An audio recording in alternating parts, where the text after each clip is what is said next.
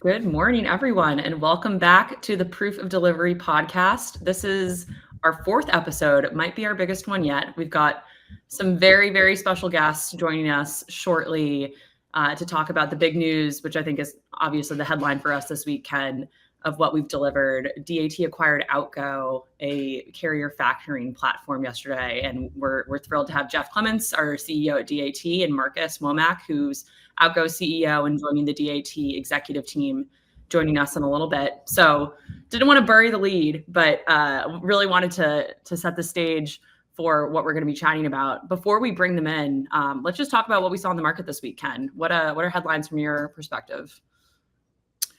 Yeah, it's all road check week this week. So for those unfamiliar, CVSA road check week was this week, Tuesday to Thursday. There's always a little bit of proceeding and following activity that happens there. The focus this year was tire tread depth and driver log falsification.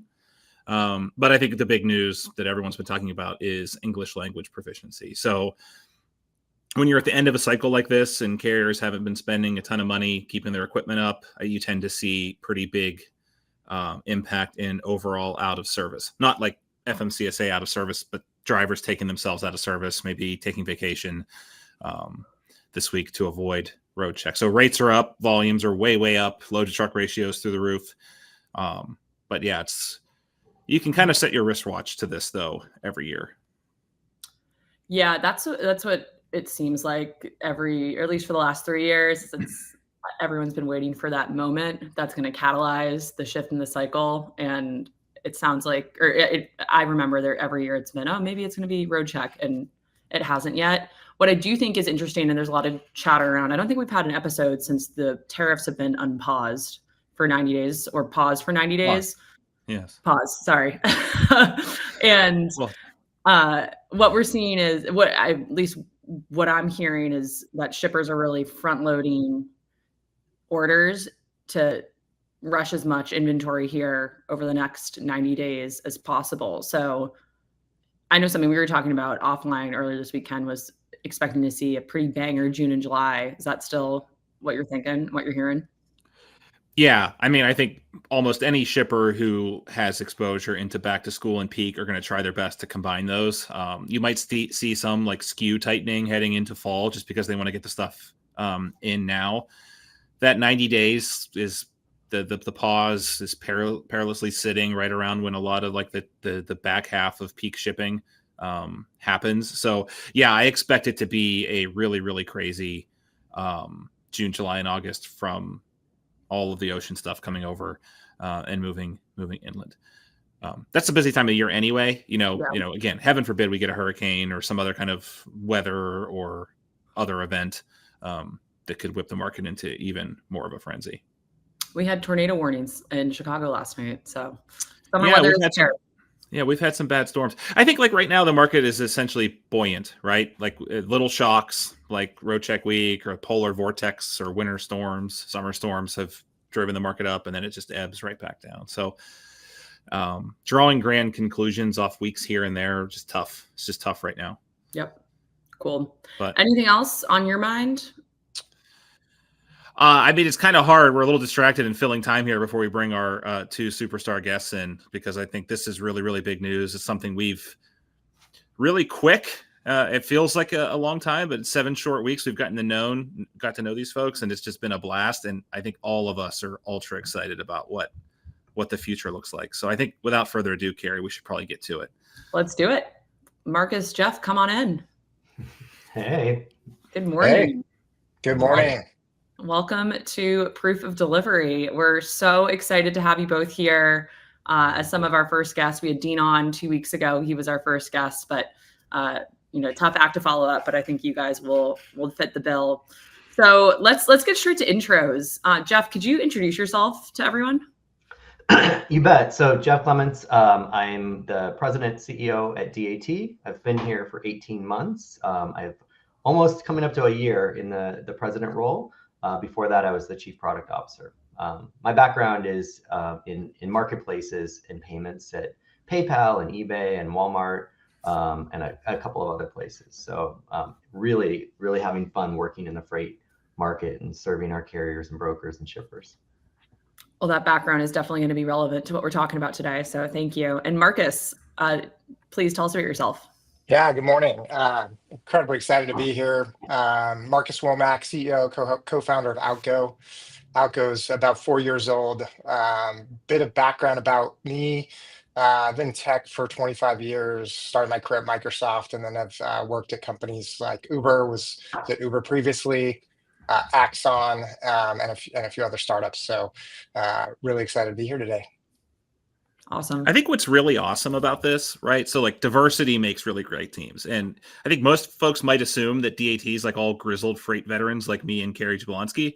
But what you're starting to see over the last year, it's been kind of a renaissance within DAT, right? So we have our chief product and technology officer has marketplace experience at Expedia and Nordstrom.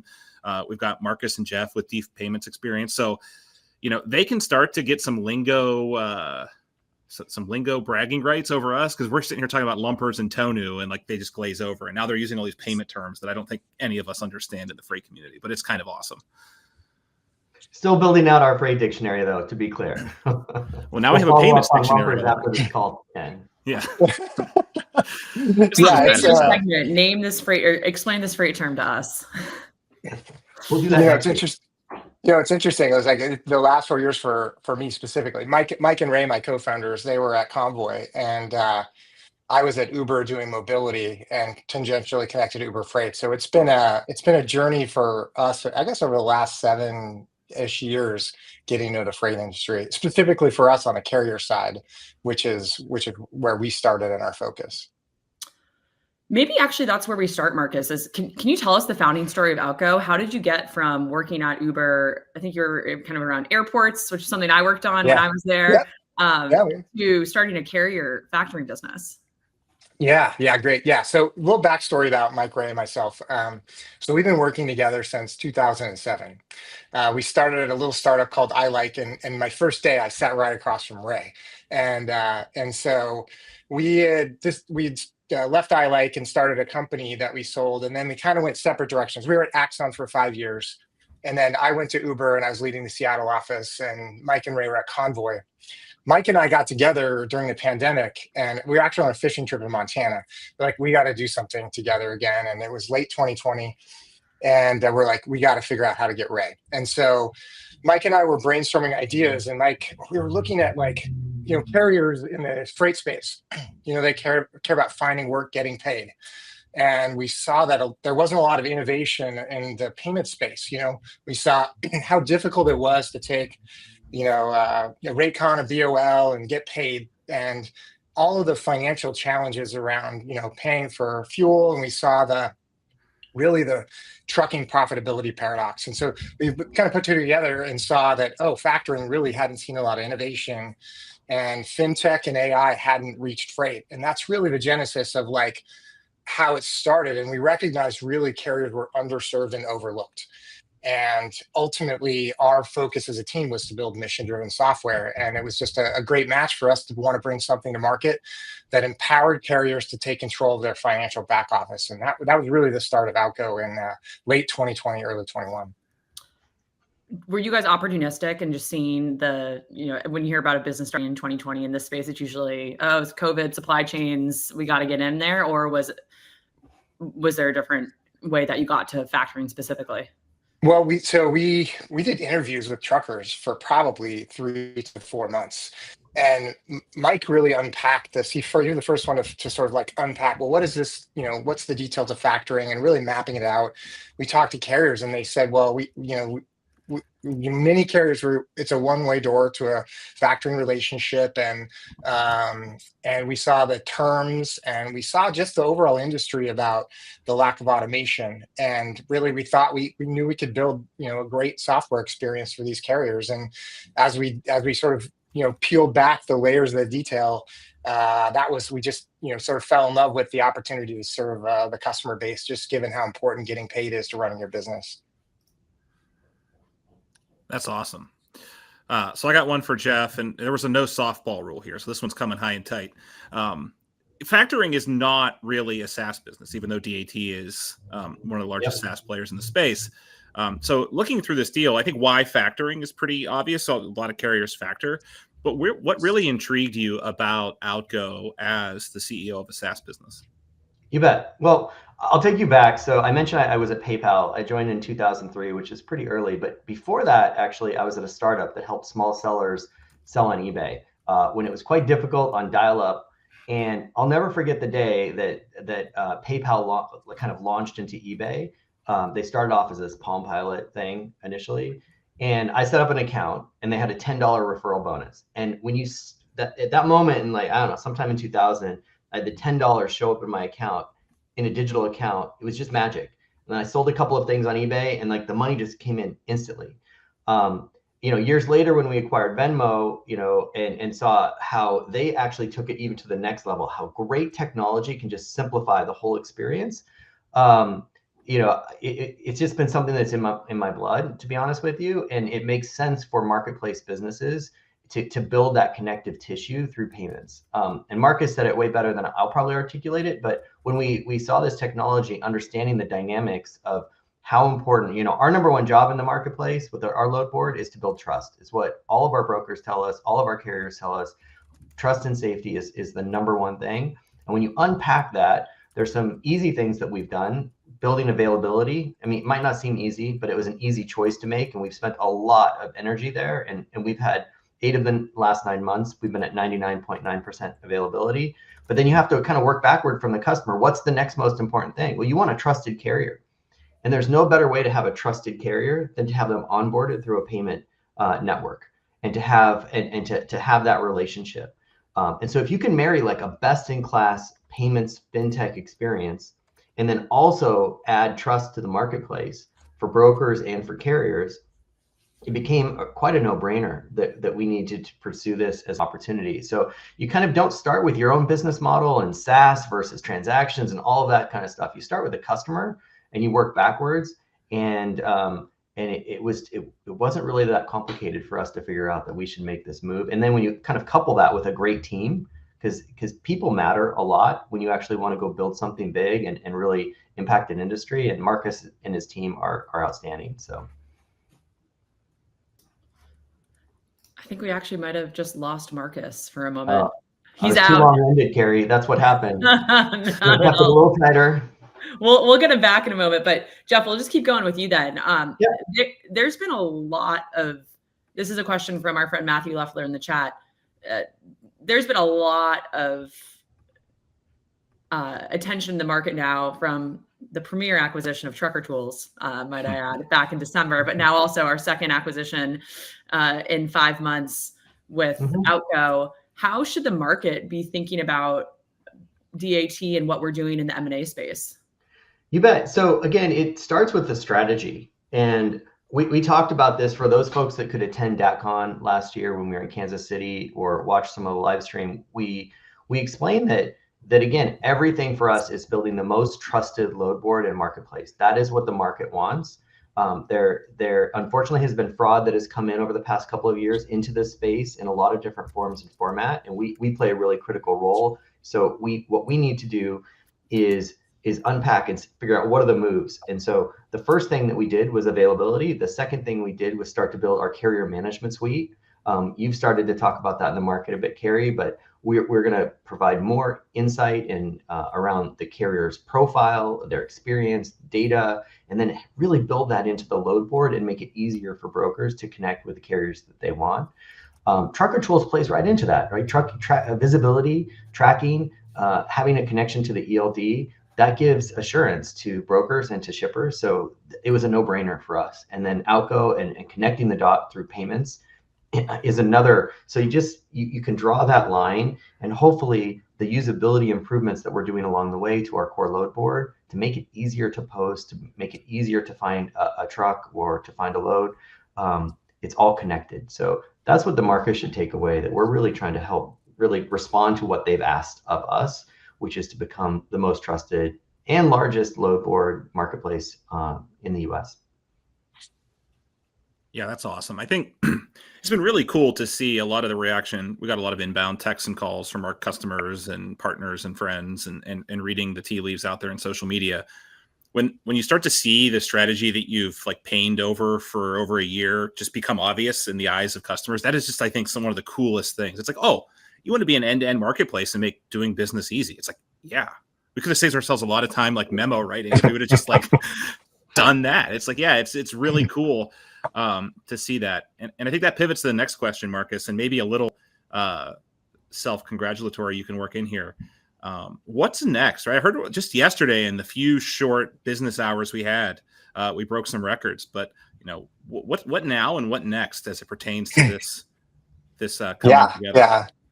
Well, incredible 24 hours. The welcome has been awesome. I've got my DAT swag here already. And I think all the vision that Jeff pointed out about the marketplaces and bringing, security, simplified transactions, that's really the core of what we do. I think we stepped back and looked at what we wanted to achieve at Alco. It's providing speed, flexibility, and transparency to all the carriers that we build for. And we describe our software as it's like hiring our software to run your AR department if you're a carrier. And we give you leverage and give you flexibility all on top of banking infrastructure directly connected. We're a fintech. And so next is we're going to find synergies together. There's the marketplace concept of, better together. And there's, we want it to be easier and simpler for the carriers that operate in the marketplace today and work with our factoring fintech and AR platform. And so we just want to make it super simple and seamless and flexible across the two services. And, I think as we roll up our sleeves over the coming months and year, we're gonna figure out how to make it even better. And that's what I'm excited about. I think we started this to serve carriers in a differentiated way and put them in control of their finances. And I think that vision just continues. Yeah, I would just build on that without getting super specific. I had my first job at PayPal was actually the PayPal eBay checkout experience. And, at that time, PayPal was maybe 15 or 20% of the payment volume. And my manager was like, listen, you're going to get this to 90%. I'm like, what? That seems crazy. And I don't know if we have that aspiration here. We just want to drive towards trust. But our job and my job was to just continue to find ways to integrate PayPal and eBay tighter and tighter together to build a better experience for both our sellers and our buyers. And so the analogy would be, how do we just continue to make this better for brokers and for carriers in our network? And I don't think we have all those ideas. And in fact, we didn't have all the ideas in 2003 when we got started. But when you have great people and great technology and you have a clear vision, then you just kind of work that problem and you talk to our brokers, you talk to our carriers, what can we do for you? And that's what's fun. We have just the product and tech team that we're building here and the talent. I'm excited for what we're going to bring to market. And I don't even think we have all the great ideas, right? They will come as we move forward. Yeah, that's a great transition, Jeff. I was going to ask you, we've been talking about carriers a lot. We've got a lot of brokers tuning in. And of course, Alco right now is in carrier factoring. How off the bat is this acquisition going to help brokers? You bet. So I think the easiest and clearest place is every single carrier that we onboard, not only are they going to benefit, they're going to get faster payments, right? They're going to get paid in up to, as quick as 4 hours. But we are going to be able to take that data that this is an Alco DAT trusted, verified, onboarded carrier and provide that information to brokers. So we are building out this carrier profile is the right term, that will help brokers really understand all of the details about this carrier. And if we can put that symbol up there, this is an Alco carrier, I think that's going to give a lot of assurance. So that's probably the clearest first step that we're going to be able to talk about today. I think there'll be more that will come over time. Awesome. Yeah, I know I'm personally excited working on the broker side of the business primarily to be able to continue to build. So much of what we're doing is focused on our verified carrier network. That is ultimately the product that we're serving and selling to brokers. So anything we can do to strengthen that is a massive, massive downstream benefit. Yeah, I should have just turned the question back to you. You're closer at this than I am, to be honest with you. So I'm like, am I going to get it right, Kary? As I'm answering this, I'm like, I should just ask Kary if I got it right. Yeah. I want to ask Marcus something kind of from the exact opposite side of the coin. So it's like much ado about a check mark. Can you talk to us a little bit about why you're so excited about the integration in DAT in how brokers and carriers are going to benefit from that little Alco check mark in the app? Yeah. I think carriers are in the marketplace looking for work, and they want to know immediately that they can work with this broker and they can get paid quickly through their factoring company. And that's without that check mark. That's an important signal that, oh, I can start to negotiate or go and work with this broker on the load, and I know that Alco will support it in their fintech platform. And so I think the key thing there is we have a full suite of brokers that we work with, and it'll show up right next to a load, so they can make an instant decision and say, I want that one. That's the perfect one for me. And so having that all in one place is a critical decisioning experience for a carrier to know that they can grab one of those juicy loads off the load board. Marcus, I wanted to ask too, Jeff mentioned a couple of times about the quality of the team that you guys are bringing over. Can you tell us a little bit more about the Alco team and what that's going to look like now that Alco is part of DAT?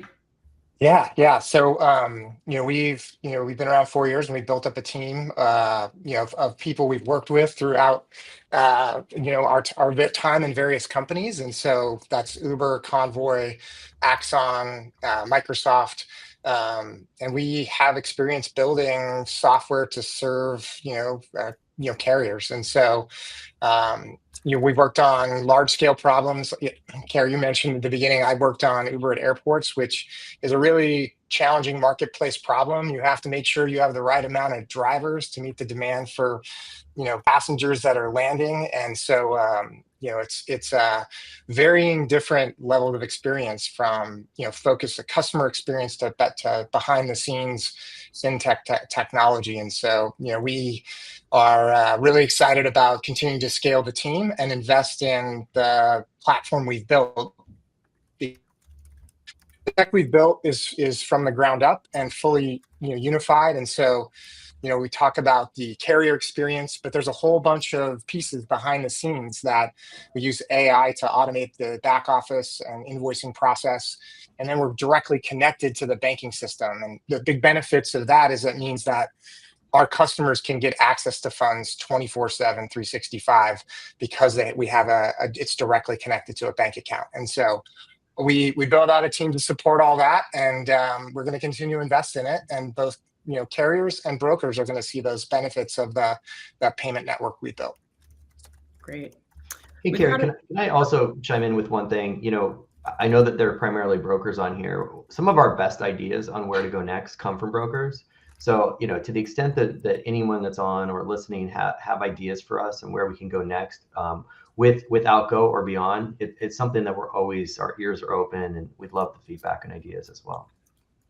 Yeah, absolutely. Our inboxes are very open. We've actually got a couple of quick questions in the chat before we wrap here. So we actually just got one on carrier verification. So this is a great one for Marcus. Can you tell us a little bit more about the vetting process that Alco goes through for carriers?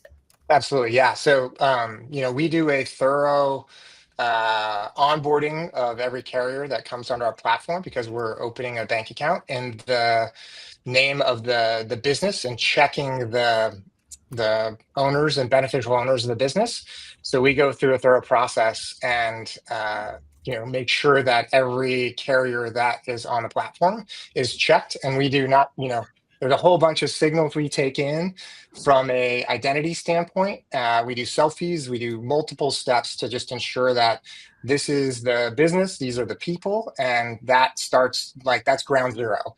And then we have kind of three risk engines. That we have a carrier engine, we have a broker engine, and we have an invoice engine. And those all work together in onboarding in real time to make sure that people are who they say they are, and that the invoice is held between the two. And we do that in ongoing real time, and continually ensure that the transaction that is happening is indeed authentic. And I think that only gets better joining DAT, because there's incredible information already in the marketplace that both from a carrier and broker where we can just build upon that. So that's a little bit about how we work, and the platform is all tied together today.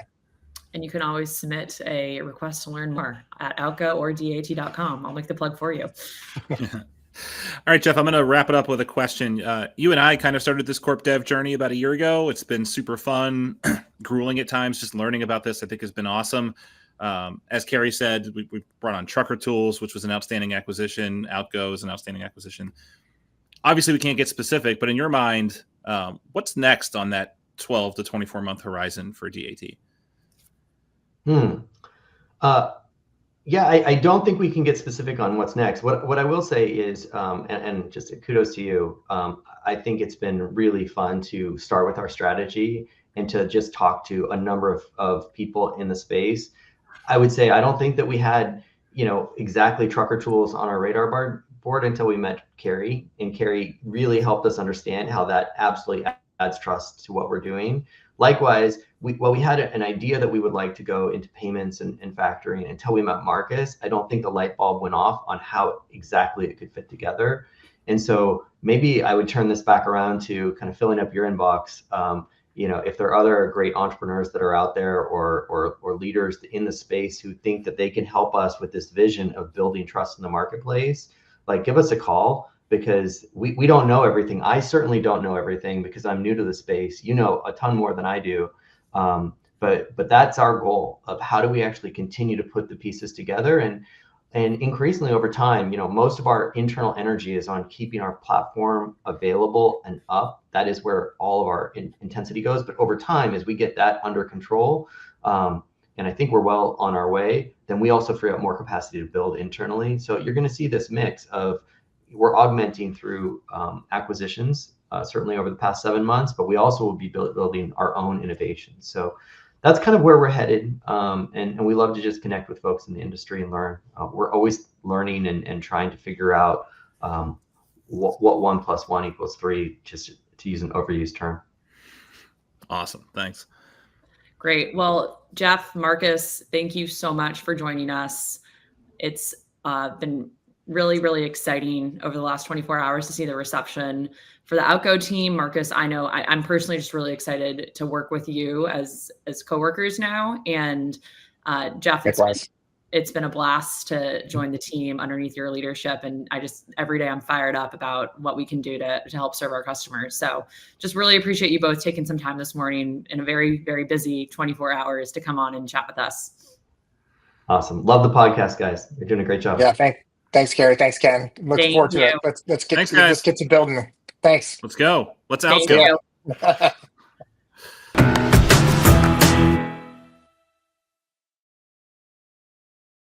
Back? No, we're done. Okay, there we go. No, we're back. Hey, we're back. We're just sending our guests off. We just wanted to wrap really quickly with Ken and I. I know we got one other question in the chat, Ken, that I think is worth addressing around how this deal will impact other factoring companies that we work with. Can you speak a little bit more to that? Yeah, we're obviously huge fans of our partners. Part of my day-to-day job is leading our partnership group. We're very thankful and fortunate to work with some of the best partners in the industry. I think, just to echo what Jeff Clements said earlier, we felt strongly that now was our time to own in this space. And when Alco came along from an opportunistic perspective, it became really clear really quickly that was the best fit for DAT. So we're still going to figure a lot of that out.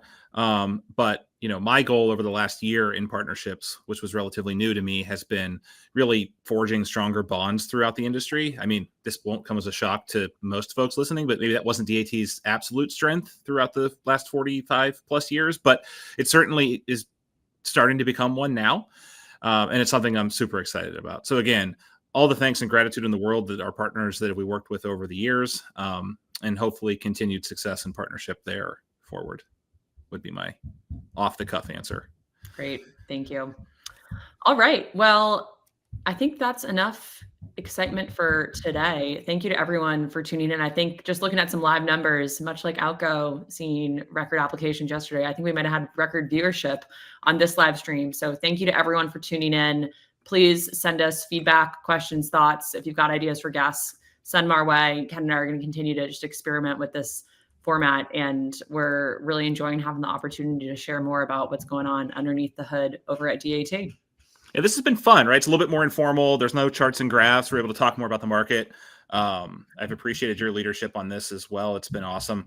And hey, we're about to head to Phoenix. We kind of buried the lead a little bit. We're all going to be getting on planes shortly to go to Phoenix to spend some time with our largest broker customers in the desert of Arizona, play a little golf, learn about industry best practices. We've got really great speakers coming in, from the armchair attorney Matthew Leffler to Chad Olison at AVRL. Some of our top customers are speaking. We've got Scott Friesen taking the stage. So this is the best event, not just because it's ours. I went to it as a customer 7 times. It truly is one of the best events of the year. I'm beyond excited. I hope I don't get bit by a rattlesnake. I'm sure you will now that you mentioned that. I guess it's rattlesnake season, which if there is a rattlesnake season, I don't want to live in that place. Good to know. But yeah. But Great. Again, thanks to everyone for tuning in. Thanks, Kary. Thanks, Jeff. Thanks, Marcus. Thank you. All right. Bye, everyone.